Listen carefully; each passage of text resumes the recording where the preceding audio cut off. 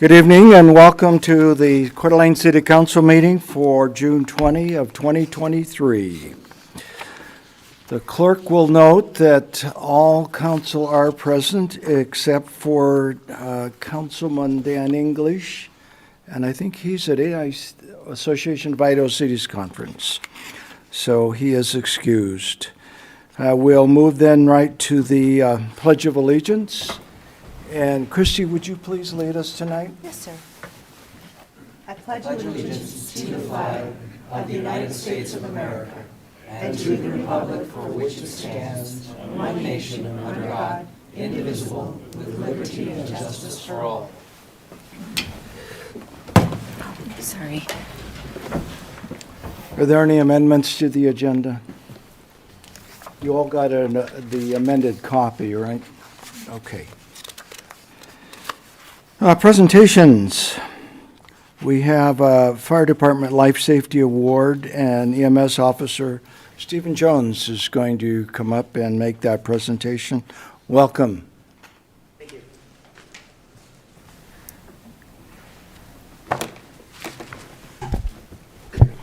Honorable Mayor and Council, I am here before you tonight for us to honor some amazing people in our community, as well as our Coeur d'Alene Police Department. It's not often that we get to come before you and share such an amazing story with such a positive outcome. The national average for survival after sudden cardiac arrest in the field is around 10%, according to the American Heart Association. Tonight, I am going to talk about one of the people that falls into that statistic. In the early evening of May 7th, 2023, Dan had just finished watching a youth football game with his family. Dan was getting ready to leave when he experienced a sudden cardiac arrest. A young 12-year-old girl found Dan unconscious and unresponsive. The young girl yelled for help. Several bystanders came running over to help. Unfortunately, Tessa, the 12-year-old, and her father, Casey, could not be here tonight. The bystanders quickly determined that Dan was not breathing and did not have a pulse. Amber Howell and her husband Lyle Howell, who are with us tonight, began performing CPR while 911 was being activated by Tessa's dad. Gabe Young, also here tonight, was one of the bystanders who had also come over to help. After a few minutes of CPR, Gabe had took over chest compressions for Lyle. 911 was activated, and Medic 32, Engine 2, Engine 4, and Battalion 3 were dispatched to the fields just north of Skyway Elementary for an approximate 60-year-old male that was suffering from a sudden cardiac arrest. Coeur d'Alene Police Department also heard the call, so they responded. Officers Colton Gritness and Officer Matt Edwards were the first to respond to the scene and arrive. Officer Gritness arrived and took over CPR until EMS arrived. Officer Edwards arrived on scene and began searching for any family members to establish a timeline and gather any valuable medical information that EMS crews might need when they got there. Medic 32, with lead paramedic Ben Kaiser, was the first EMS unit to arrive on scene. They found CPR being performed on Dan and took over. EMS took over compressions and life-saving measures at this time. The patient was placed on the cardiac monitor and was shocked a total of 3 times, at which time the patient regained a pulse. The patient was transported to Kootenai Health ED, where the patient care was transferred. Several days later, Dan walked out of the hospital. Dan is here with us tonight. Sorry. I'd just like to read a short little statement that paramedic Ben Kaiser prepared for me to read tonight. Quote, "I cannot say enough good things about the police and bystanders who perform CPR in such a timely manner. This situation would have had a different outcome if it were not for these fine people. It is rare that people react in a selfless way. Often people see an emergency and whip out their cell phones to hit record. Instead, the people who are here with us tonight acted. And in that act, helped save a man's life. For that, we thank them. All right, so tonight, we have a couple of awards that we would like to distribute to not only the citizens that helped out with this life-saving event, but a couple of our Coeur d'Alene police officers that were there to help as well. Amber Howell, for outstanding performance in heroic life-saving actions. This award is presented to Amber Howell for performing life-saving rescue breaths to Dan Walk on the evening of May 7th, 2023. Amber's quick actions and willingness to help were instrumental in helping save the life of Mr. Walk. Amber, would you come up?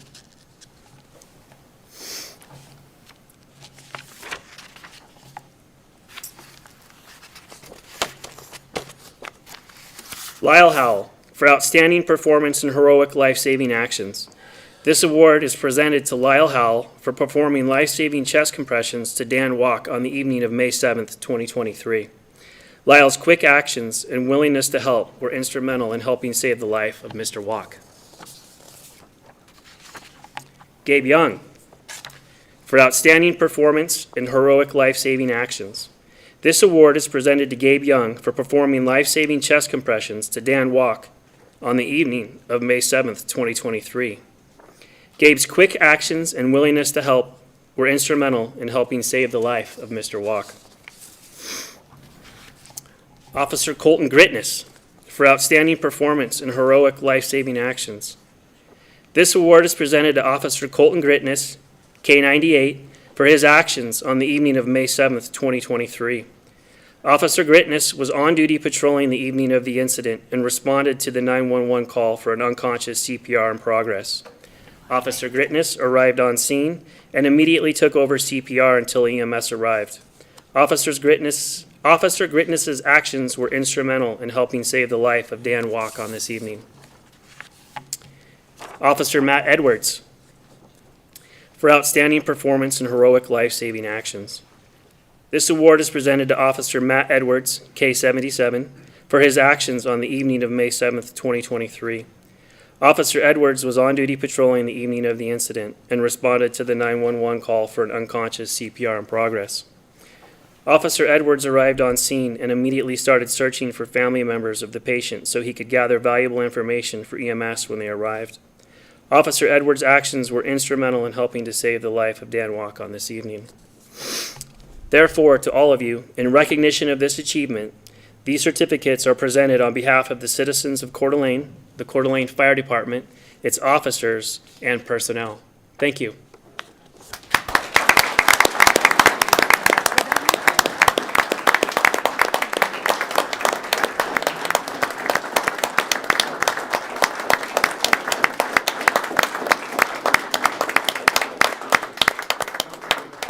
Mr. Dan Walk.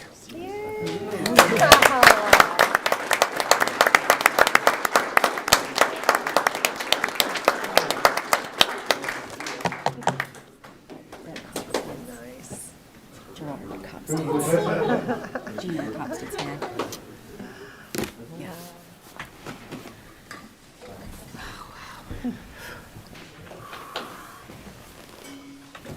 He's the new fire chief in We thank the folks in the fire department for making that presentation. We thank all those folks who were helpful in reacting to that situation.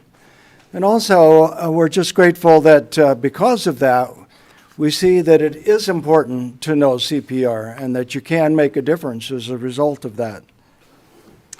Next, we have announcements. Yes, Kiki. I just have a couple. Joint government meeting today at NIBCA. There was a big discussion on the health quality of the aquifer, and so it was great that we were supportive of that and what's going on in that arena and how building is affecting it, and so that was very informative. There's new projects that are being wrapped up out of the Housing and Growth Issues Partnership and ADU Consolidation Project, a couple of other committee stuff, and a new fundraising effort. So we discussed a lot of that. And I wanted to also, with just a minute here, read a quick announcement. Tonight is an open house for the Garden District, in the Garden District, which is being hosted for the Idaho State Preservation Office to see if it qualifies for the National Register of Historic Places, which is the official national list of cultural resources, and it's worthy. This area is worthy of presentation, and I did send this out to council. I didn't get any feedback, so I did want to just share this with the public and tell that on behalf of Mayor Hammond and Coeur d'Alene City Council, we'd like to lend our support and thank the Historic Preservation Commission members and staff for their efforts in the Garden District nomination project. Neighbors, longtime residents, newcomers, and visitors alike, a treasure of the historic places and quaint charm of Coeur d'Alene. We are very pleased that the homeowners in the Garden District are taking steps towards preserving the heart of Coeur d'Alene and keeping that charm and history alive. We wish you continued success and appreciate all that you have done for our beloved city. So good luck, and if you have time tonight to make it to that open house and you're a Garden District person, please head on down to the St. Thomas School, enter through the back door. Thank you. Thank you. No others? Okay. I have an announcement. Renata McLeod, our municipal clerk, has been working with the Idaho City Clerks, Treasurers, and Finance Office Association, and they exist mainly for the purpose of education and further certification to advance the skills of city employees that work in those positions. And she has worked herself up to the position of State of Idaho Advanced Certified Municipal Clerk designation. And we appreciate very much, although Renata's down at the conference right now, I wanted to recognize her efforts in growing in that position. I have an appointment tonight for the Planning Commission, Mark Coppice, who is new, Tom Messina, who is a re-up, and Lynn Fleming, who is a re-up. We had two other people who were interested, and then they backed off because of the time commitment. They found out what the time commitment was and decided not to submit their application. So I would ask for a motion to accept those folks for appointment and reappointment. Mr. Mayor, I'd make that motion. These are great people. I motion to appoint Mark Coppice, Tom Messina, and Lynn Fleming to the Planning Commission. Second. I have a motion second. Discussion? Seeing none, all those in favor respond with aye. Aye. Opposed with nay.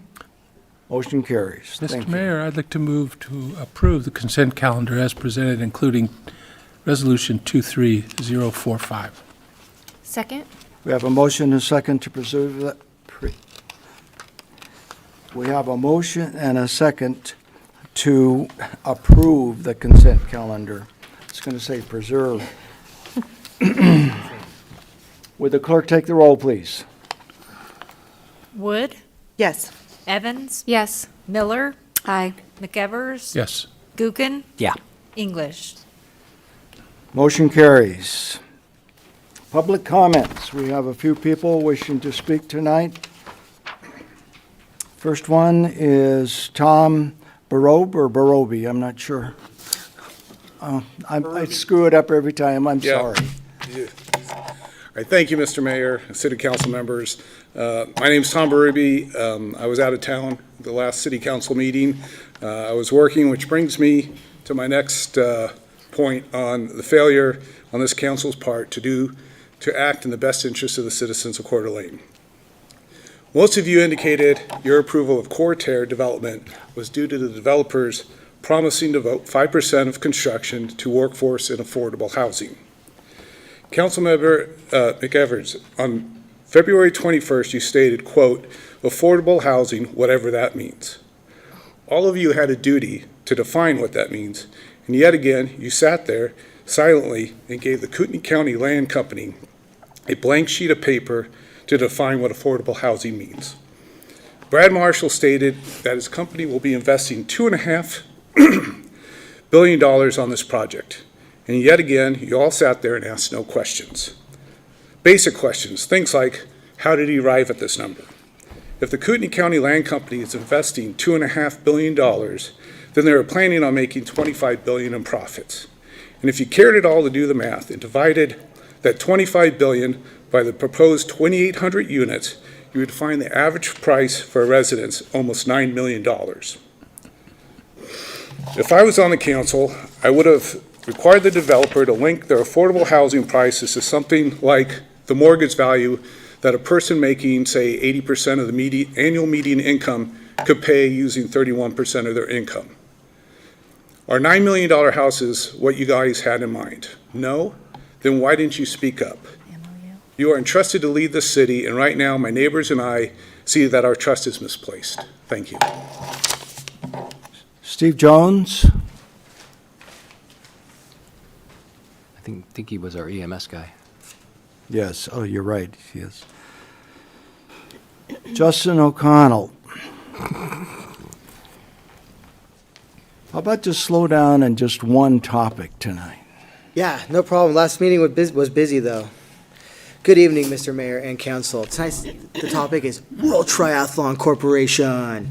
Congratulations, World Triathlon Corporation, doing business as Ironman, on 20 years of taxpayer funds. An amazing run. The local taxpayer helped make them nearly $1 billion international for-profit corporation. Thank you so much, taxpayer. Do they even pay the town's event fee? It's like only what, 15 bucks? Ironman does 230 events each year globally. If they charge each town $15K, they make nearly $4 million a year off taxpayer money alone. That's gangster. That's America. The peasants whine about capitalism. Oh, capitalism, it's so scary. Ha, there's no capitalism. It's crony capitalism, from corn to marathons, or socialism. And now we're giving the World Triathlon Corporation $15K annually for the next 3 years. I know we're all friends with Ironman. They let us run in the big race. Please save my spot. But council, we've known each other a while now. We're all buddies here. Give me in on this taxpayer money thing. You have the power. Make a law. That's how it works. I want $15K a year for forever. And I need you to do it within the next 2 minutes, or else everyone's going to be very disappointed in you. That's how they do it. We need a story for the press, so I founded the Central Planning Random Events Commission. We determined it'd be great if you gave me $15K. Did you ever get that impact study from the university about the economic impact of Ironman? You forgot to fax it to me. Regardless, I founded Central Planning University. Whatever numbers you need, let me know. I can dictate them. Ironman says they're worth $7 million, $11 million, $15 million, whatever to the region. But CPU estimates that I can generate $1 bazillion for the region. Instead of Ironman, let's do Enviroman. Instead of shutting down only some of the small businesses for Ironman, Enviroman shuts them all down. It's equitable. I'll do anything you want. Just give me the $15K, please. I really need it. Ironman brings in Californians and the like, making $250K a year. That's like 10 years of work for most people that live here. So let's do gentrify. You give me $15K and we decorate the town like Aspen. Okay, here's a deal you can't refuse, Mayor. Give me $15K and you'll never hear from me again. Please? Come on, I need the $15K, please. Are you at least going to negotiate with World Triathlon Corporation? Here's the deal. They waive their host city fee, and we build them an Ironman statue. We sold the moose, so we need another mammal. Also, a word from the wise over at Central Planning, and this is sad but possibly true. If you have a lot of young male athletes running this event, you're going to need extra EMS. Thank you so much. Timothy Brocious?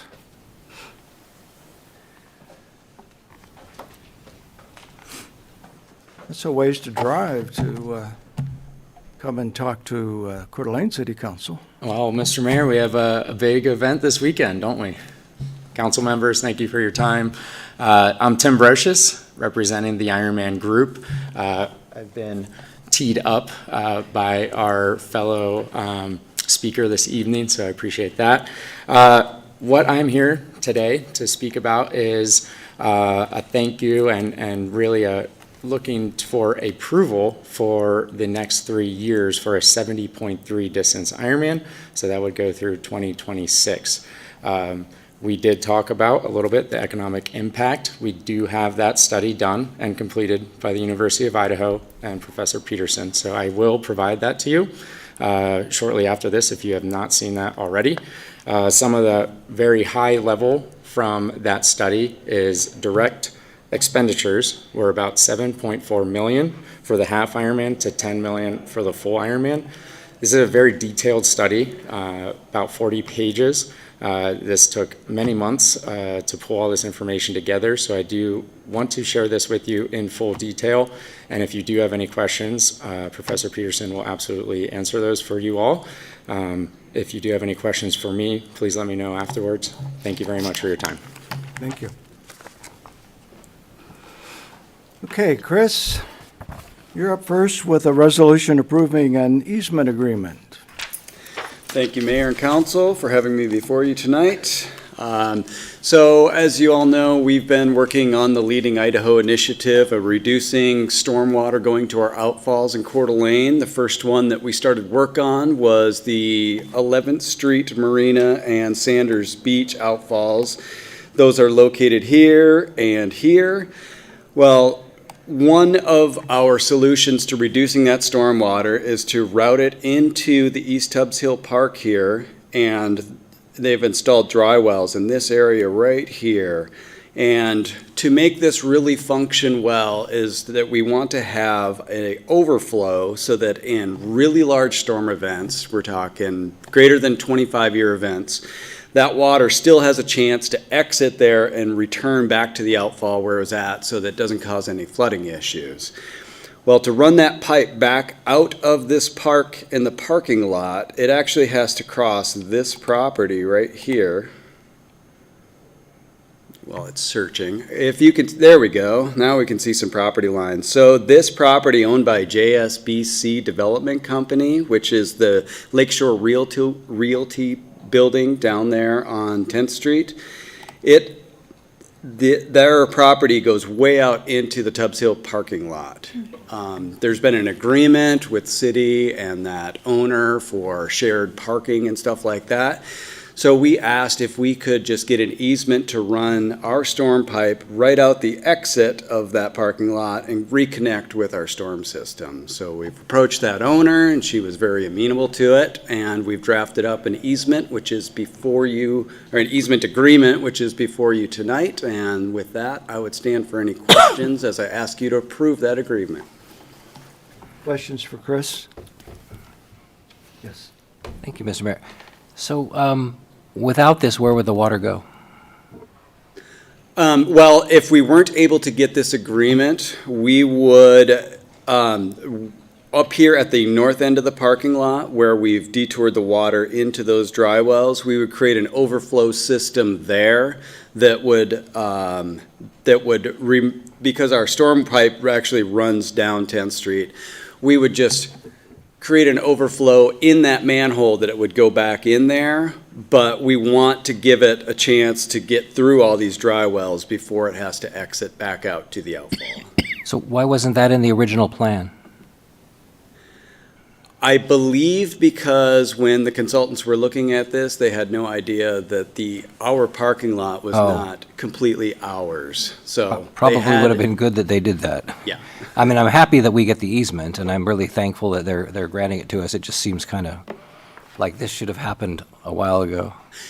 Yes, I agree. It was a little bit of a surprise. We had a backup solution for this, but Literally. this seems to be the most straightforward, and everybody seems to be on the same page about it. I'm good with it. Thank you. Other questions? Would entertain a motion? Mr. Mayor, I'd like to move to approve Resolution 23046, approving the easement agreement with JSBC Development Company, Inc. for placement of overground stormwater pipe, and thank them for the cooperation. Second. We have a motion and a second. Discussion on the motion. Seeing none, will the clerk take the roll, please? Evans, Yes. Miller, Aye. Gevers, Yes. Gookin, Yes. English, Wood. Yes. Thank you. Thank you, Chris. Todd, you're up. We've got a couple of items before the council. Thank you, Mayor Hammond and council members. Tonight I bring to you, we're looking for design, we're past the design phase of our remodel project. I came to you in January, and we asked for a contract with Design West to come up with a plan for a remodel in our building. They have reached that point, and we have a final design and are ready to go out to bid. In order to do so, we need to add to their contract. The original was for $49,000 to come up with the drawings and come up with a full remodel of all the areas of our office space, and then we're going to add some office space to combine staff together from one building to the next. Our goals in this project are to upgrade our ADA compliance. The building was built in 1990, so none of this has been touched from the beginning. We are in serious need to upgrade some of the HVAC, plumbing, and electrical, as well as the small addition that we're going to do would require some new electrical. Combining staff would make us more efficient. We don't really have a conference area up at our building to do pre-construction meetings or staff meetings. We use our lunchroom. That also is used as our training area. So these are our goals in this project. With this picture, just show the open bay there is currently where we park our paint truck. So what we would have, we would do a two-story addition in this bay to move our admin staff downstairs. Our engineering staff would be upstairs, and a conference area located all in this space. We would be adding a vestibule to the front. It's a small just enclosure. It will make that look like the entrance to the building. We have people enter the building from all four corners because they can't tell where the entrance is to our building. It looks the same everywhere. We would do some of the work on this. Any concrete, asphalt, city staff will do that for this project to cut costs. On the ground floor, this area right here is where that bay was open, and so the vestibule will be out here. Our admin assistant would be here. This would be a conference room, a hallway to get us back into the building. My office and the assistant director would be behind me there. We would all be on the ground floor. This area here where we're going to put the conference room and stuff is where our paint department lives currently. We're going to add a small room under our mezzanine that we have out there, and this would be their new office space right here, and where we would build our signs in this location. The second floor is where the engineering staff would live. Our engineer would be here, public works inspectors in these two offices. This would be where our project managers would be in these two offices here, and then another public works inspector. These areas were shaded, but these are existing. So basically, we're working on this area. We will be doing some upgrades and making our lunchroom bigger as well. This is kind of just an overview of the first floor. I kind of went through all those, but kind of gives you a good idea of the new vestibule and the new office spaces created there. And then this would be our paint staff again. So the new, for this next part of the project to get us through construction, we would like to extend the agreement to Design West for an additional $44,700. That would be all the construction meetings through construction to help with all of that layout. This remodel was in our budget for this year, $1 million, and we are trying really hard to use our staff to keep it under that number. So at this time, I would take any questions. Questions? Woody? Todd, this is pretty interesting. It's an oldie but a goodie. You're going to fix the restrooms also? All the restrooms will be new fixtures, flooring, We've opted to go with stained concrete. It's cheaper than putting tiles back down, easier for us to maintain. We can actually do it in staff if we had to buff them and recoat the concrete instead of putting flooring down. We can do that on both floors, but yes, all the bathrooms will be upgraded. Elevator? Excuse me? Do you need to have an elevator now? Because we are moving, no, we've talked to the planning department, and we are updating enough of our ADA requirements and moving the administrative staff to the lower level, so we are not required to have an elevator to the upstairs. Way to go. So let me ask you, when you're doing this, where do people live while it's going on? Closets, no. No, we have And then- plans for that. We do have a secondary building. We'll Okay. crowd into that building. It will be done in phases, so some of the people, they'll do some of the work, and then we'll move people into the new location. Way to go. Thought it through. Thank Yeah. you. Dan? Yeah, my question was just on the elevators. If it's ADA, you can get by without elevators for Yeah, ADA? including our building department from stage one, because I had that question, and because of how we're doing it, and we're meeting enough of the ADA upgrades, we do not have to put an elevator upstairs. This doesn't seem to make sense to me, because, I mean, like, so if you hire an employee who can't use the stairs, you have to put them downstairs, and then they can't go upstairs. Isn't that where the lunchroom is? The lunchroom is upstairs, yes. We do create secondary lunchrooms throughout the year as needed, but the primary lunchroom, you're correct, is upstairs. Okay, thanks. Seeing no further questions? Mr. Mayor, I'd like. How Go about, ahead. how much does an elevator cost? If we were to put an elevator into that building, we probably would not do the remodel. It would take up half the budget. Oh. And that's not the reason we're not doing it. I mean, before we started on this, the elevator was the first question, because if we had to do the elevator, we were going to have to come up with a plan B to do so, but. And that's okay. According to ADA, you can do that. You can do the upgrade. Everything can be ADA. You can even have ADA on the second floor? In the bathrooms and stuff, there will One can be, get there. Dan, but, or Mr. Gookin. Okay.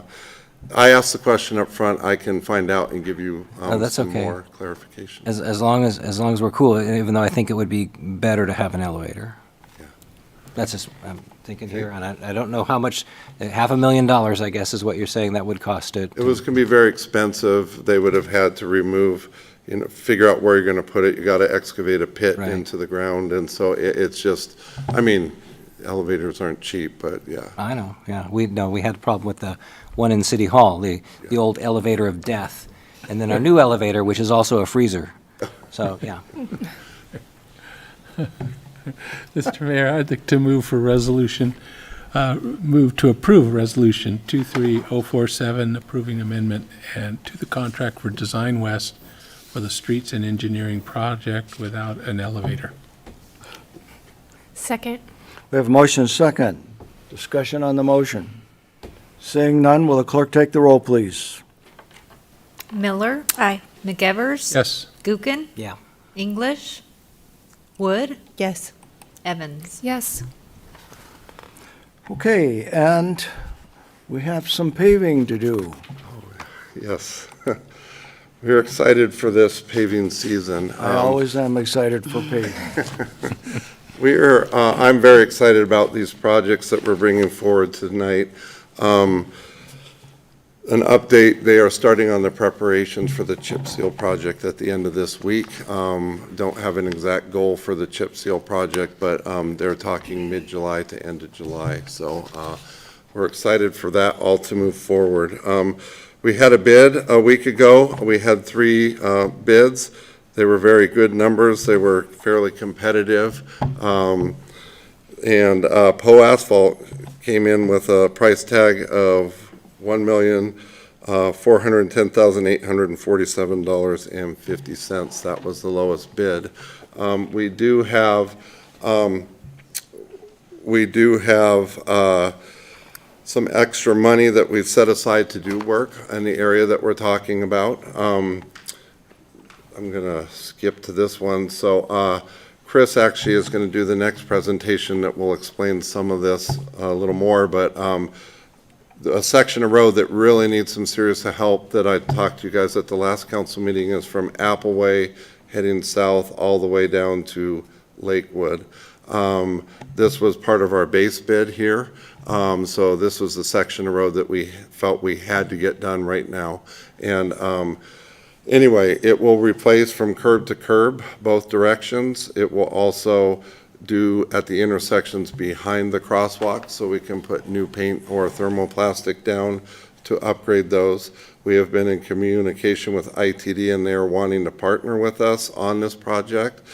Basically, from this location here at Appleway to Ironwood, the south side of Ironwood, is technically ITD's road to maintain. So our city engineer and myself started having communication with ITD to see if we could get them to chip in to repair this section of road. The other section, the alternate bid here, was to do from Kathleen northbound, both sides of the road. So this is in front of Fire Station 2 here, right at their approach where we left off on our projects last year. They will do both lanes, north and southbound, all the way up through Dalton, from Dalton all the way to the north side of Hanley. This was a big ask for us. We were excited with the numbers. These intersections take a lot of manpower to do them. They have bigger equipment. I don't have the staff to flag these intersections during the day and keep the road open. So that's what made us decide to ask to look for some bids and have a contractor do this. These sections of roads that we're talking about are in really rough shape. I showed you these pictures last time. This is at Ironwood. If we don't go forward with this, we will have to do some more skim patching over the top of it, which is a very temporary fix, probably last a year or two. What we're doing through this section is we will be milling 2.5 inches, and out to the center will probably be up to 3 inches in thickness, so that should be a good permanent fix. We're looking for 10 years because that's when ITD plans on redoing this whole section of road. But we can't leave it the way it is. So again, Poe was a low bid. That would do our base bid, and it would do our bid alternate. To get to this number, we have $300,000 left over in our chip overlay line that we're putting towards this.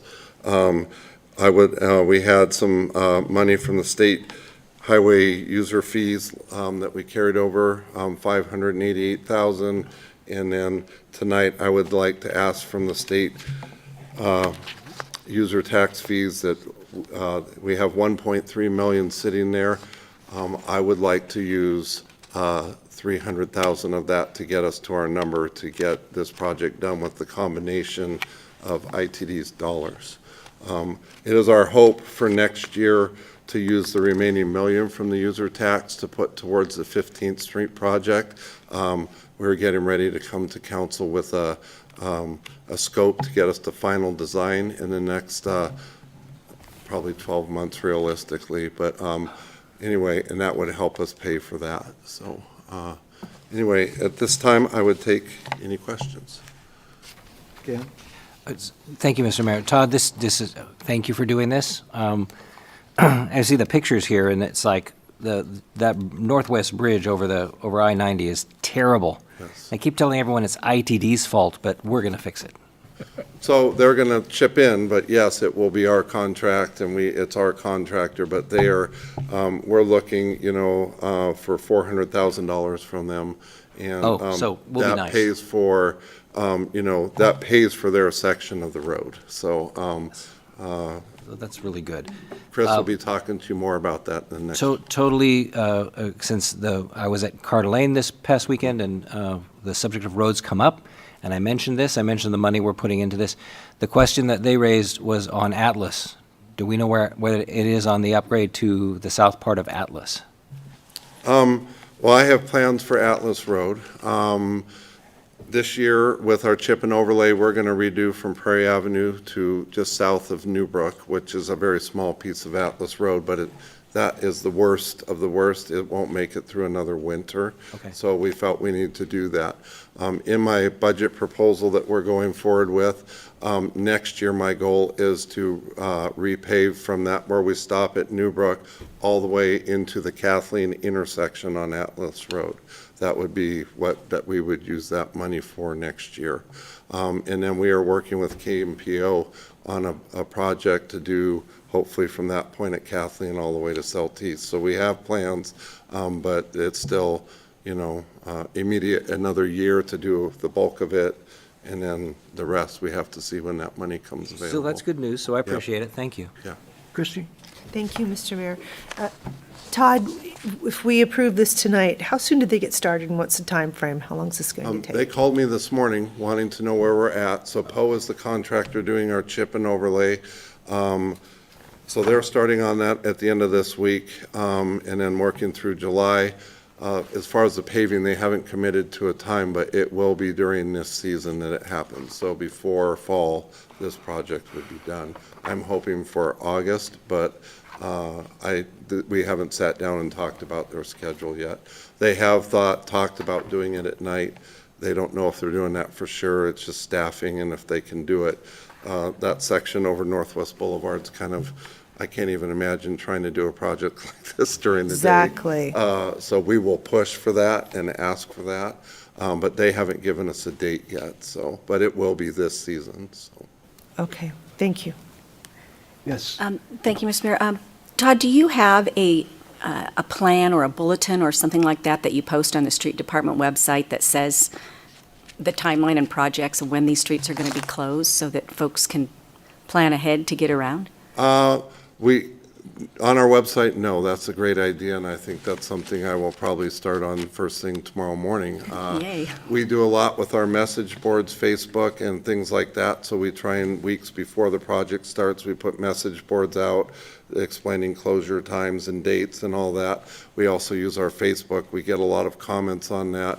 A lot of times the press and other social medias will grab that information, so it gets out that way, but on our website would be a good place for that to live. And I just had a couple of conversations where there was some citizens getting involved saying, well, they're not doing anything, they're not striping, they're not doing, and so I'm kind of, it would be great if there was just sort of here's our tentative scheduled road repair and chip seal plan and striping plan. And of course, plans change all the time, and I don't want to burden you with having to update that. But it sure could help folks plan in advance to get to work a different way at certain times, depending on what's going on. So, and kind of a central spot. But anyway, that was my question. And we try our best at that, and, weather changes things sometimes, but it kind of gives them a good idea. So we do our best, but on the website, we will work on that.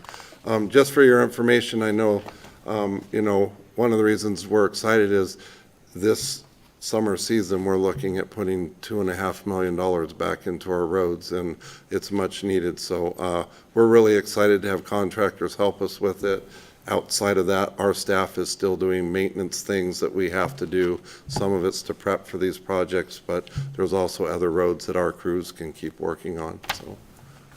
Well, I saw a motorcycle just about hit one of those holes on Northwest Boulevard and went, whew, this couldn't happen soon enough, so thank you. Woody? Just a couple, so all these projects get ground? Are you grinding all these spots or not necessarily? The projects we're talking about with Poe, with the chip and overlay and this overlay project, they are all being ground, yes. Grinded. The contractor hauls them off and they deal with them. That helps us with the pricing. I mean, they factor that in because they reuse the product, but it doesn't require any of our trucks to get rid of the product. And do we drive on the ground part for a while? I mean, they do all the grinding and then they come back and pave, or is it real tight? Well, it'll be tight, but there will be a period that the traffic will have lots of signage, approved pavement. There'll be temporary lane markings on the surface, but there will be a period that we have to drive on the surface. Okay. I'm looking forward to it. Thank you. Looking forward to driving on it? Yes. I know it's going to get smoother the next day, see? Okay, thank you, Todd. Thank you. That means it's time to express emotion. I'd like to move to approve 23048, approving agreement with Poe Asphalt Paving and Company Incorporated for the 2023 overlay project. Second. You have a motion second. Discussion on the motion. Seeing none, will the clerk take the roll, please? McEvers? Yes. Gookin? Yes. English? Wood? Yes. Evans? Yes. Miller? Aye. Motion carries. Chris, come on down. Thank you, Mayor and Council, again. And I think Todd said most of what I would need to say, but the backstory is that we've always understood that this section of Northwest Boulevard, Ramsey Road around I-90 is ITD's jurisdiction, but we don't feel the traveling public understands that as much because they don't know whose jurisdiction is whose. We get blamed for traffic lights on 95. So we feel like we need to be proactive on addressing the condition of the pavement out there. So we decided to go ahead with this project and at the same time began conversations with ITD to see if they had any money they could chip in on this. Well, they've got an end of year balance that they were looking at using. And just last week, they said, yes, we could put money towards this, and they came up with what I called the bottom line of what would be acceptable, which was $400,000, and they said, we can find that money, and found the money, came up with an agreement, and it has to be signed by Thursday of this week for them to give us the money. So in a hurry-up fashion, we got that agreement off to our legal counsel and got this thing on the agenda, on the addendum to the agenda. And so here I am tonight asking you to sign this state-local agreement with ITD, which pretty much just says we're going to follow the state's rules when we put down the pavement, and they're going to give us $400,000 to do the work, and they theoretically can come out and inspect it. Questions? Motion. I gotta make this one, you guys. This is too cool. I can't believe you guys got them to give up some money. That's really nice. Did you We'll buy keep them trying cookies? to. Did you buy them cookies and stuff or anything like that? That doesn't work. Does it? Oh, man. Anyway, I'd like to move to approve Resolution 23051, approving state local agreement with Idaho Transportation Department, ITD, for the 2023 overlay project. Second. You have a motion and second. Discussion on the motion. Seeing none, will the clerk take the roll, please? Miller? Aye. McEvers? Oh, yeah. Gookin? Yep. English? Wood? Yes. Evans? Yes. Thank you again. Awesome. Thank you. Kyle, we need to terminate a contract and then approve a different one. Yes, sir. Welcome, Kyle.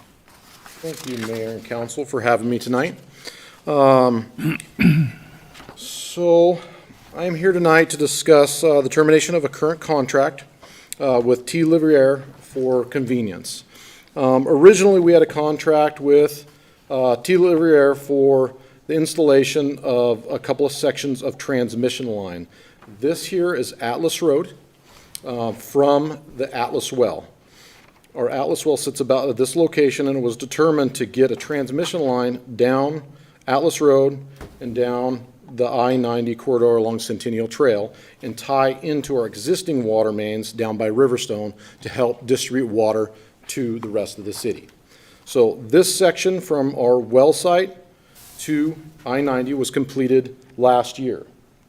The second phase of the project was from I-90 to down here at Riverstone. Sorry, I don't have the whole picture on there. And completing a couple of small sections feeding back and forth around Coeur d'Alene Honda, Coeur d'Alene Sprinkler Company. So they completed the section up to this point, directly behind the Coeur d'Alene Sprinkler Company. Due to delays in the winter last year, at the end of last year, the project couldn't be completed. So it was delayed till this spring. We worked with the contractor to try to get things started again. There were some delays, some change order issues, and it was determined when things got settled that they couldn't get to the project until after July 15th. we need this main online by July 15th and no later. So we are currently looking at canceling the contract with the rest of the transmission main, and then I'm going to bring forward another contract to complete the bare minimums for this section. So at that point, I'll hold for any questions. Woody? I have to ask, so how do they get that under the freeway? So it went underneath the bridge. So they brought it down Atlas Road, and we looked at a couple different options of boring. ITD doesn't like us to bore underneath the freeway, so we opted to go underneath the bridge here. We discussed this with the street department and Chris Bosley, but Atlas Road is considered to be City of Coeur d'Alene, so we had the rights to go under that without having to go through ITD on that. So we opted to go that route. That's awesome. And then we made agreements to work with ITD to go along the Centennial Trail. Thank you. Yes, sir. I would urge the council to approve this resolution because we do want to get that work done. And so the first part of that. Oh, did you have another question? I just had a quick Sorry. question. In here, it referenced other expenses, so were there like liquidated damages that came out of the amount of money that La Riviere was paid, or is intending to be paid, that covers any work that had to be done to create this cancellation and hire a new contractor? So we are going to pay them for everything for the work that's been done and up to, and they do have some liquidated damages that Randy could probably go over a little bit better than me per the contract, and we have to work through that process. The contract is very detailed. It's got a lot of information in there that helps protect us on issues like this. Okay, and so then we're not going to exceed what the original bid price was by terminating the contract, retaking the balance of that amount due to another contractor to do the work? No, we don't believe so. Okay. Just as a point of clarification, they aren't liquidated damages. The contract does specify which actual costs and expenses they're entitled to recover. But Okay. they have to prove those expenses, and they are in the process of providing us a list that we can look at and decide if all of them are under the contract or not. Okay. And then if we're transferring this to another contractor, I don't know the dollar amount of that, how are we avoiding the bid process for the second piece of this? The amount of the contract is such that we could go out for quotes, and we did. We got quotes from 3 contractors. Okay. Thank you. Further questions? Then it would be appropriate for a motion. Mr. Mayor, I feel like I'm the water sewer guy right now. Oh, and the paint and the asphalt guy. These are my people. I'd like to move to approve Resolution 23049, approving termination of contract with CDA Transmission Project with La Riviera, Inc. for convenience. Second. Motion and second to terminate the contract. Seeing no further discussion, will the clerk take the roll, please? Wood, Yes. Evans, Yes. Miller, Aye. Gevers, Yes. Gookin. Yep. English. Motion carries. And now the new contract via a quote. Thank you, Mayor and Council.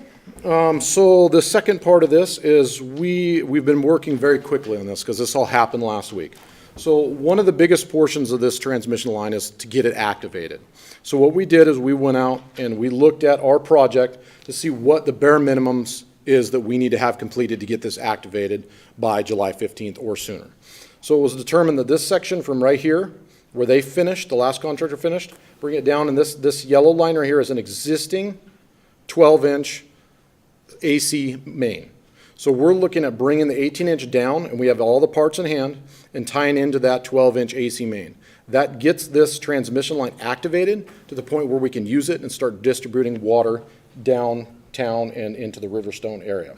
So this was the existing plan from Welch Clomer, and what we did is we just cut out any of the extra parts and materials and the transmission line that was supposed to come down and parallel Saltese, and just had a new quote come in from contractors that could complete this in the appropriate timeline to tie in the ductile iron from the point that they finished, which is about right here, down around the corner at the end of this property for the Coeur d'Alene sprinkler shop, and tie into this existing 12-inch AC line.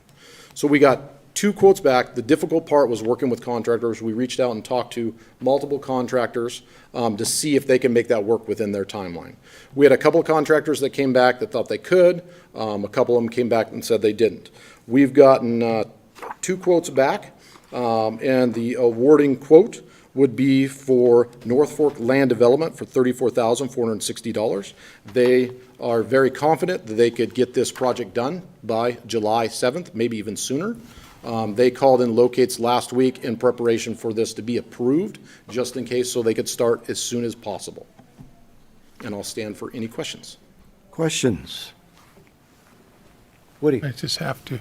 So the main that's coming is 18 inches, and then you're going down to 12? Was that the original plan? No, the original plan is to bring 18-inch down past this 12-inch and continue down Saltese and tie in just east of the old railroad bridge, and then to the west in front of the sprinkler shop to help distribute that.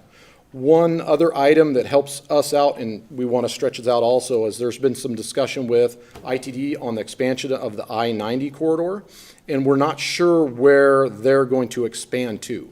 So we may need to redesign this end further down. So this also gives us time to delay this portion of the project until we figure out what they're going to do. And we have a meeting set up in the next couple of weeks, I hope, to figure out what's going to happen over here. But this wouldn't be bid out again until next fall. Okay, thank at the you. earliest. Other questions? Yes, Dan. Thank you, Mr. Mayor. Kyle, so you're going from an 18-inch pipe down to a 12-inch pipe. It's a 33% reduction. Does that affect the pressure, or is that anything that we need to be concerned about? Yes, it will affect the pressure some, but what we can do at our existing well is we can tone it back with a VFD to make sure that we don't overcharge the system.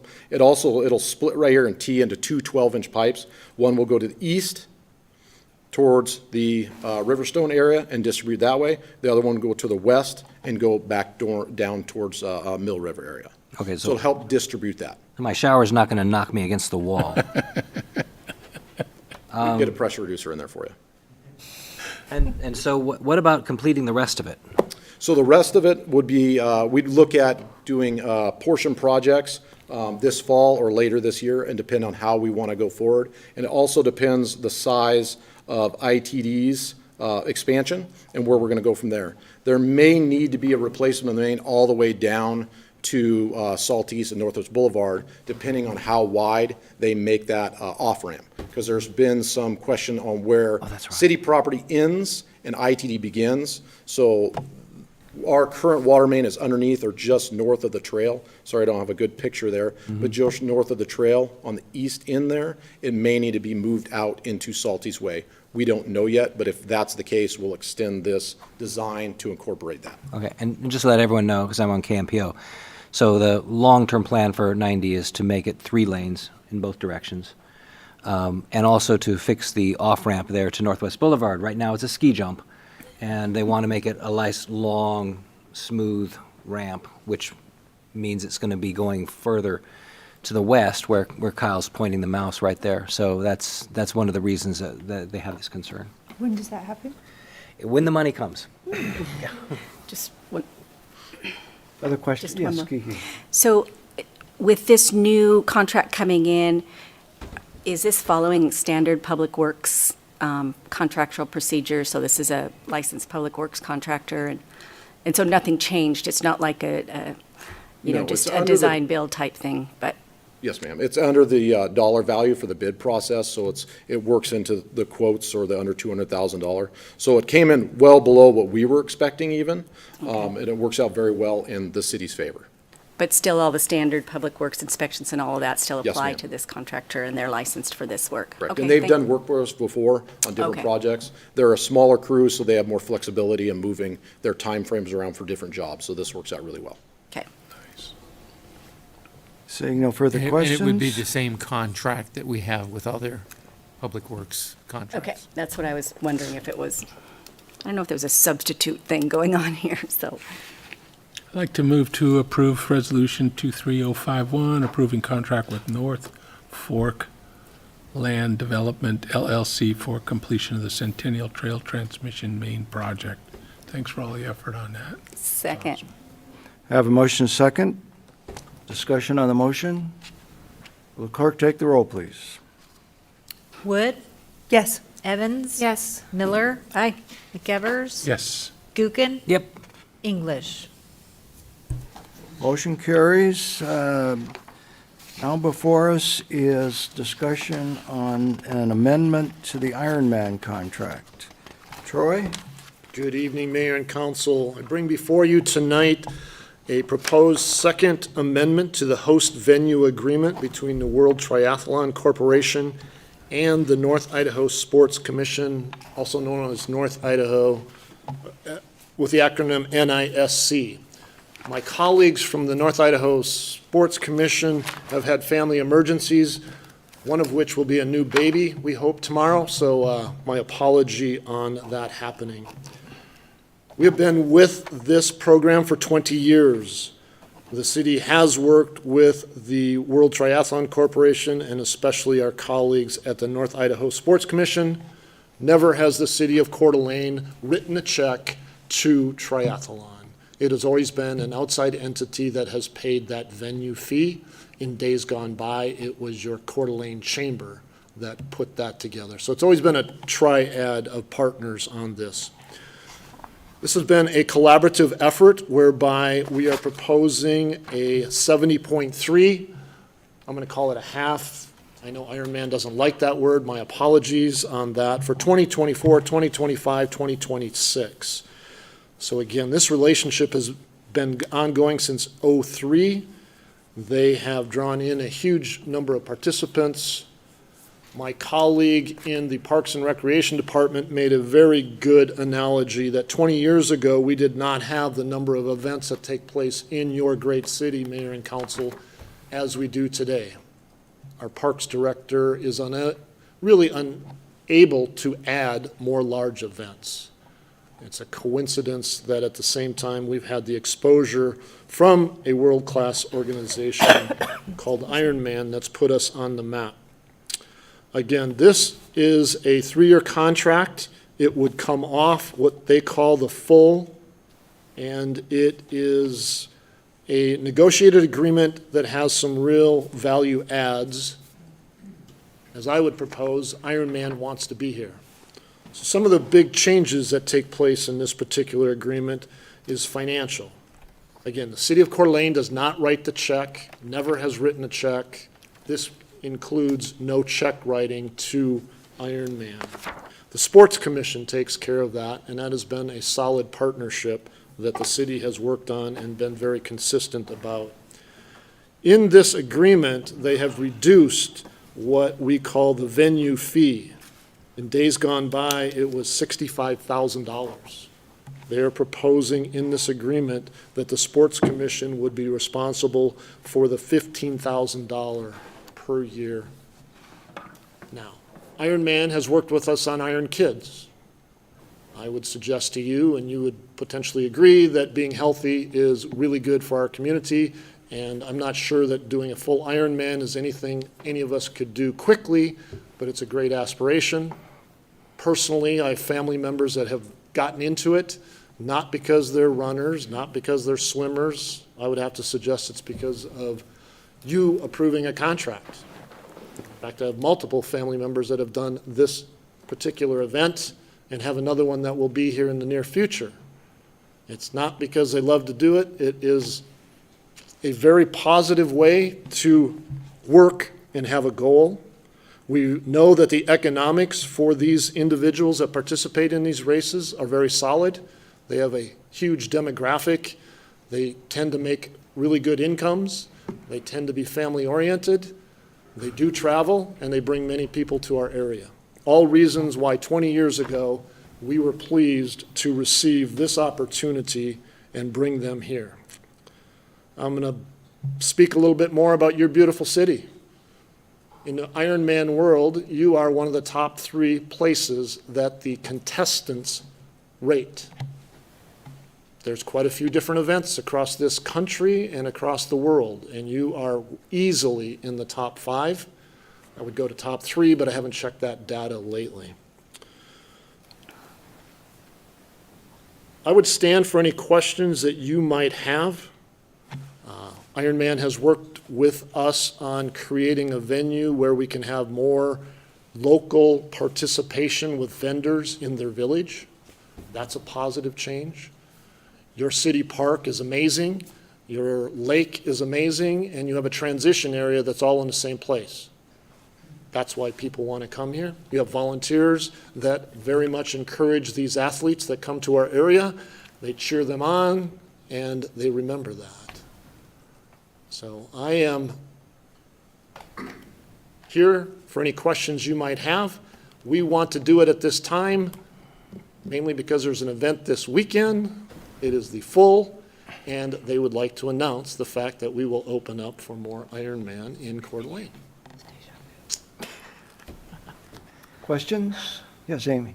Well, I've had the benefit of participating in the full Ironman twice and my husband once, so I can attest to what a fantastic event it is and positive influence on the community. Troy, my question is, could you tell us a little bit more about the contract being 3 years at the 70.3 versus the 140.6? Part of that is once in a while, Lake Coeur d'Alene doesn't get warm real quick, and putting people in that is not a great situation.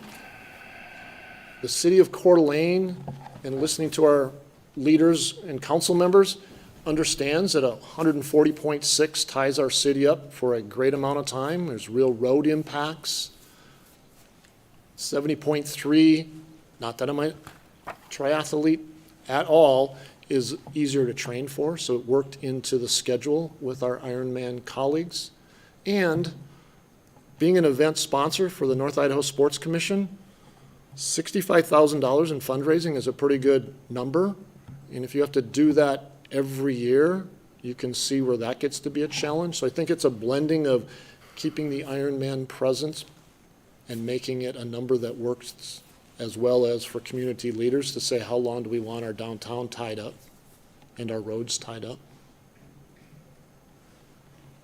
Dan. Thank you, Mr. Mayor. Troy, when this came up last year, we asked you to have council involved with the contract. Did that happen? I would say it did not happen. Okay, because I have questions that I think would have been better for you to answer and deal with before bringing the contract forward, as opposed to bringing the contract forward now. And it's good to hear that, we're not paying the 15K, but there is an obligation that we have that you wrote in the financial analysis that it will cost us $28,000 a year. It doesn't say how that's broken down. I assume that's public safety and parks. It would be overtime expenses, yes. And it is for fire and police. Obviously, we have ongoing expenses every day for fire, police, and parks, and we looked at the overtime for that event day. Yeah, the chief told me before the meeting that it was going to be, just for police, $11,000 this weekend in overtime, because they have to find people who can show up and work that day, because it's their day off. I do have to take issue because this is, unlike Coeur d'Alene, which is put on by the Downtown Association, they're a nonprofit, and the 4th of July, which is put on by the Chamber, and they're a nonprofit. We have a for-profit corporation, it's privately owned by a billionaire, and the city still has to pay that, and I think that should have been something that should have been negotiated, that they go ahead and reimburse us for the extra costs that it's for the taxpayers to provide the safety for this event. That's my thought. Christie? Thank you, Mr. Mayor. Troy, I got to tell you, I was just sitting here feeling, first let me say, as Amy said, huge Ironman supporter. I don't want to be the council person that craps all over Ironman because we're trying to go through these details here. But it's come to us now with no discussion and just, here you go, sign off because Ironman's this weekend. That was a deja vu. I'm like, We heard this before. We heard this the last time we were looking at the contract they wanted to announce because it was Ironman weekend. And I very clearly, the council, the full council and the mayor gave feedback that this is a for-profit organization and we wanted you to go negotiate away all of the costs, the additional cost to public safety, because that should be on them. But we want Ironman here. And so now we're here again. And I feel like, well, if I don't support this, am I saying no to Ironman? And that's not my intent. My intent is to support the city. And the whole idea that this is going to cost us $28,000 a year, going out now 3 more years with no negotiation. Any feedback on that? Sure, yes. That's not the model that this organization uses, and so that's why the economic impact report speaks to approximately $10 to $12 million for the half Ironman. And so reimbursement is not the way in which they run their Ironman programs. And so we worked to lower that event sponsor fee in order to keep the total cost down for all parties involved. That didn't lower the cost for the city at all. Correct. And so when you say that they just don't negotiate that, well, aren't we in the driver's seat? We are, yeah, they want to be here. Okay, well, I'm not going to move forward on this motion yet. I'm going to hope for some negotiation. I think it's reasonable that they help us cover, or they cover the overtime, the regular cost of police and fire for the daily work that they do. That's reasonable. But the overtime should be covered by a for-profit organization. And I'm just one council member. Mr. Mayor, I'd just like to add that this is kind of the same model that, you know, every billionaire NFL team owner uses when they get the city to go ahead and build them a stadium so that their team can make a ton of money. It's the same thing. You say, why did the city council agree to build a stadium for a billionaire? And I know that's not the level we're talking about here, but it's the same philosophy, is that, you know, if this was a nonprofit, if this is the Coeur d'Alene Marathon or triathlon or whatever, that's fine, that's great. But they are a for-profit company, and they make a lot of money off this. So, you know, I think they should pay the volunteers. I think that should be in the contract too. But I don't think that's going to go anywhere. I'm just concerned about the city. No, Volunteers volunteer because they want to. Woody? Well, I kind of understand what you guys are saying. As I understood it, the way that's balanced out, and again, you know, I'm about saving tax dollars, but they claim that it impacts our downtown, the hotels, the restaurants. I mean, they're talking $12 million, $7 million in this week. And again, that's kind of how I've been able to sort of justify it in my head. I mean, 4th of July and things like that, we don't, because it's nonprofit, I get it, but does the 4th of July and some of those other, the local things, do they impact the economics of our town like this? This is pretty major, probably the most major. Again, not necessarily agreeing, but just thinking, that's how I always kind of put it in its place and go, okay, we're going to have an ambulance, we're going to have extra this, extra that, because people are out exerting themselves. So I always thought that that's sort of their justification, you know, that, well, all these people are coming here and spending a lot of money and enjoying the town and using the facilities, and we all have to gear up for it. I have to gear up out in Hayden because people don't want to be down here. The people who don't want to go north, you know. So I understand what you're saying. I think it's something that probably should have been addressed, or, yeah, I wonder if they have that anywhere else, if it works for them, you know. They're special. Amy? I have a follow-up question to that. Tim mentioned an economic impact study that was recently done and that he can send out to us, which I would like to request to see that. In that study, do they compare the 70.3 to the 140.6 and the difference? I've seen the executive overview, and they do proximate with the economic probably about $4 million in the gross economic impact, with the full greater than the half. Basically, people would stay here longer. More people tend to come with the folks that are in the support role of that. So, yep, there is more gross dollars with the full. Well, I'd be willing to, What? to table the motion if we can wait to read the report. I would second that. Kiki? I can see that it'd be exciting to make the announcement at Ironman and say that, we have this agreement in place for the next 3 years, and that'd be very exciting to the race community.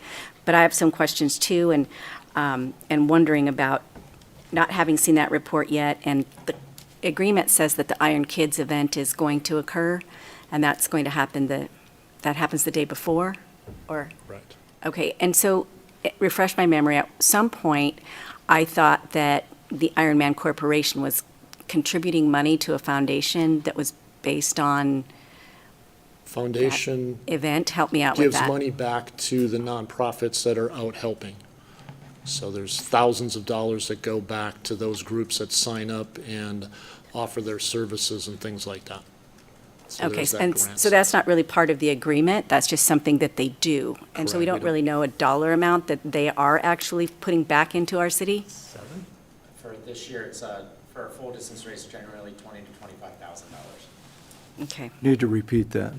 For the full that is occurring this year, it's between $20,000 and $25,000 that comes from that standalone foundation. The Ironman Foundation. okay. And just to clarify that, that's to local sports teams who might run an aid station. I know the kids' soccer teams, track teams, they do different aid stations, and that money goes directly back to those groups to help buy uniforms, for instance, or traveling fees for local athletes. It's a pretty cool deal. And then the other thing that I had a question is we've come up with this new kind of the MOU program for some of these events that I know Streets has volunteers who are trained to do traffic control now. Is that part of this, and would that alleviate any of that $28,000 expense that we were looking at?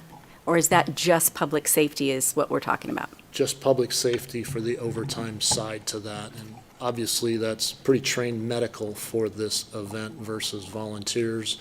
Ironman takes care of those expenses for the roadways and does the traffic core. We could bring Tim up. He's traveled a long ways to be here. I have an expert behind me here. My other thing is this, does the study, I'm just going to say all the questions, and then if you've got more information to add, that'd be great. I think we're all feeling like there's a little, we didn't get an opportunity to weigh in and try to really get a good negotiation on trying to get that event expense paid for public safety. Feels like it's a hiccup here. But I did wonder, too, if the study covers anything about the economic impact for the folks who live here who are hosting Ironman, renting their house out for that week. And is that the same stay period as it usually was for the full? Let's get Tim up here so either one of you can answer these questions. Yeah, thank you. So as far as stay periods, the 70.3 and the full, as Troy had mentioned, the significant difference in days. So for a full distance race, we generally see about a week stay period for the athletes and spectators that are coming in. For 70.3, it's less. It's generally about 4 days, 4 nights. Okay. Do you know the number, participation-wise, is the volume higher for travelers for the 70.3? So I guess that some of this stuff I've read before, I'm just not remembering it clearly, and it seemed like the 70.3 had more participants that traveled but stayed for a shorter period of time.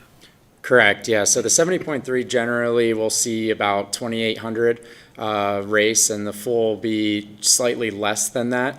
Varies year over year, depending on calendar for us. But the full, we do see a significant more spectators, friends and family that do come to support the participants.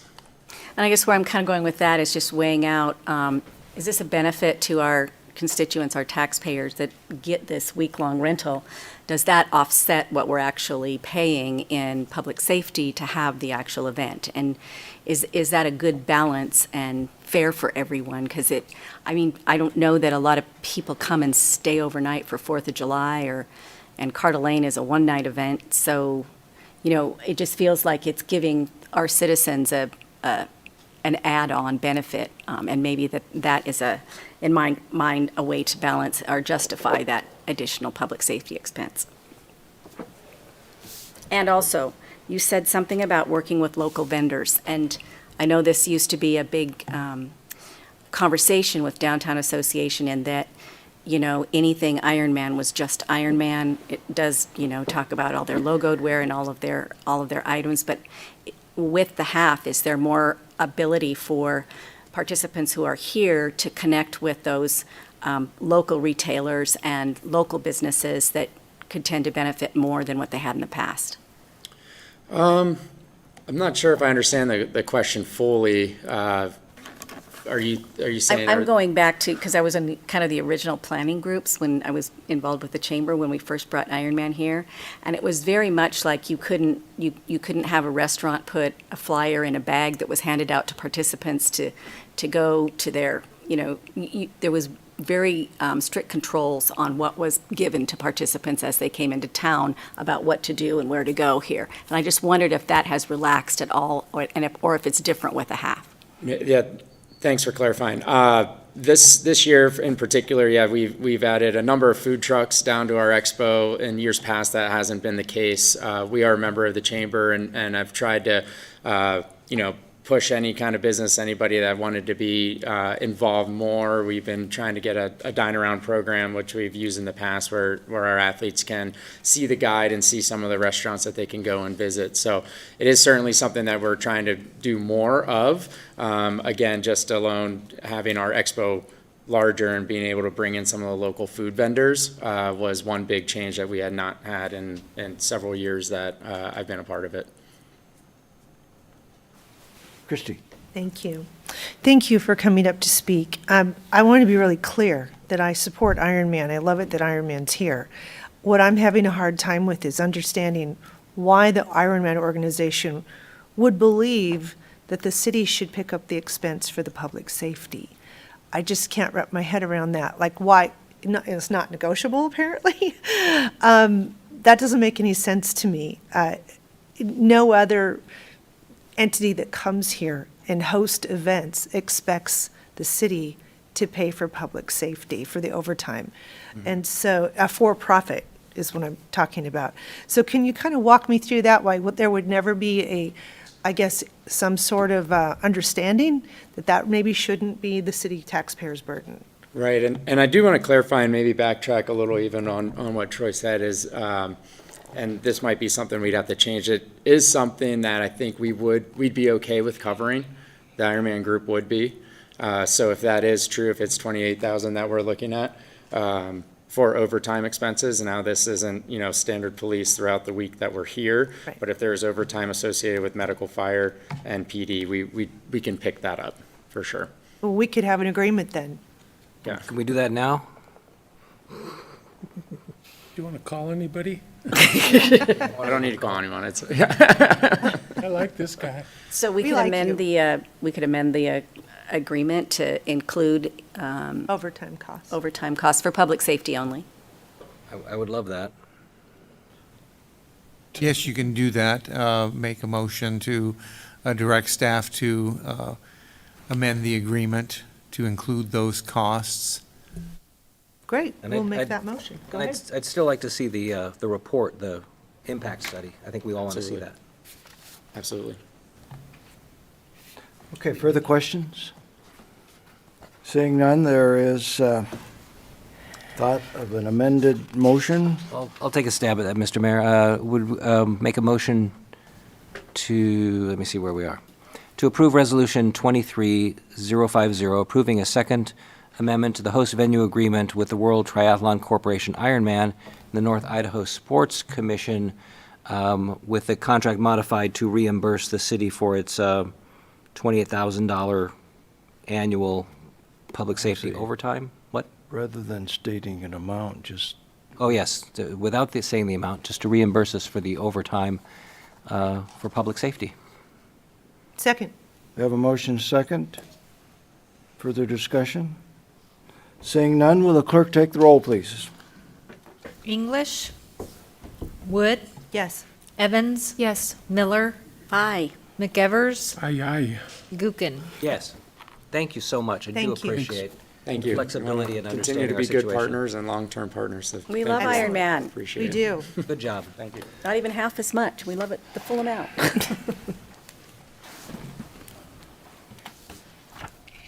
Museum of North Idaho. Good evening. I've got one of my favorite topics here, partnerships and landscaping. So our partnership is with North Idaho Museum and the Ignite Board and us. So as you all recall, we moved the White House over to the location just south of us here. And the internal pieces of that are private, but where the house sits, it's on public land. So hence our involvement with the project. So we went out to bid. Peck and Peck was the lowest responsive bid to get this done. I just wanted to show you some overviews about what the landscaping is going to look like. So this is a plan view. This is 8th Street, City Hall's over here. This is an area here that's kind of a grass piece that they'd like to have events in. And I'll get down in some of these little details here. Here's the parts that I like, all the plant stuff. We're doing a transition between the established landscaping. It's blending into Tubbs Hill. So we're having some native grasses that are hydroseeded in there. We're using cedars and some syringa and some things that will really blend, again, into Tubbs. I made one change on a ground cover that they were suggesting we use, but I've got a different one that they're going to provide. And it's got a little white flower, and so it'll stand out real nice there in the shade. This is the one that I really wanted to bring to your attention. So this is, again, City Hall. The entrance is here. And we've been working with Ignite, and they'd like to recognize Deanna. And we have a stone that I picked out. I went to one of our parks and found a nice stone. And we've got a plaque that I'll show you here in a minute that's going to be placed in this area here. So our staff is going to do the installation of the plaque that looks like that. Oh, nice. Very nice. It's 10 inches by 23, so we've got a pretty good sized stone. It'll fit real nicely into landscaping, and so the landscaper will help us because the stone's kind of big. We'll get it in place, and then they'll do the planting around it. So this, I just want to bring this to your attention because we want to recognize Deanna for this, and really that we're here about approving the agreement with Peck and Peck. I just threw this in because I'd heard people were interested in seeing her recognized, and I think it's a very nice way to do it. Questions? Yes, go ahead. Mr. Mayor, can you go back to the first slide, Bill, on the other, not this one? On the landscaping Yeah. one? Thank you. Okay, so I'm gonna see That what- one? Yeah. Excuse me. So that's, the parking is gonna, as I know this has changed a lot. Right. So that's the parking down there where your Right. mouse is. Here, yes, correct. If you recall, it used to have kind of a round Yeah. thing. Yeah, no, all that was changed, and we did that. We saved a little bit of money by doing that, and condensing the parking lot. We actually added some more stalls that way. It was really more of a drive, and there was a lot more landscaping in there. So this helped cut some costs that we were working on earlier on. And that's the new version. That's why I thought it was important you see it. Yeah, and I like that, because the other one I had concerns about, it did not look like it had enough parking, so. It sure didn't. It had like 4 stalls or something. Yeah, it a was a handful. joke. Yeah, right. But this is much better, so thank Right. you. Yep. Any other, Christine? Just under discussion before Bill goes away and we vote on this, I just want to tell you that I've had so many people talk about the parks and how beautiful they look. Thank you. And your crew's doing amazing work. Appreciate that. The Atlas area looks beautiful, so thank you for You're all the welcome. hard work. Yes. Woody? Landscaping. So our last experience with Atlas had change orders and things weren't always perfect. These guys are okay, right? Peck and Peck? I'm on point. I know.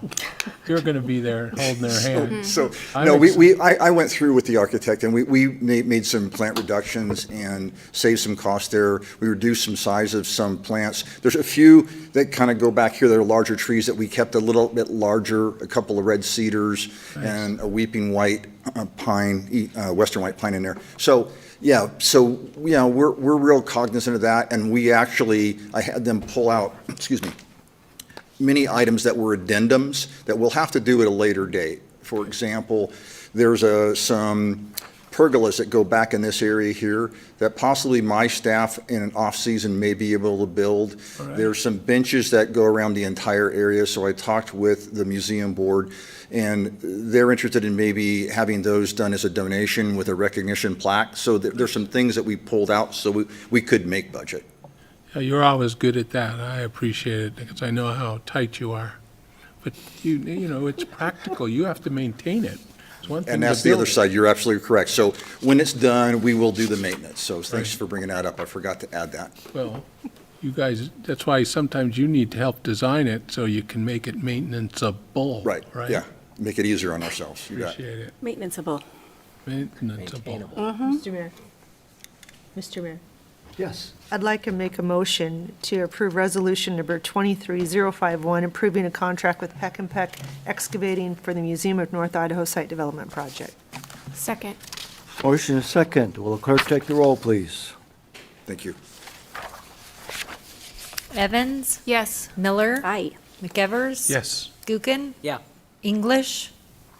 Wood? Yes. Mr. Mayor, I'd like to move that we recess to June 26, 2023, at noon in the library community room to a workshop regarding fiscal year 23-24 budget. Second. I have a motion and a second. All those in favor say aye. Aye. Opposed, nay. Motion carries. We are adjourned, or recessed.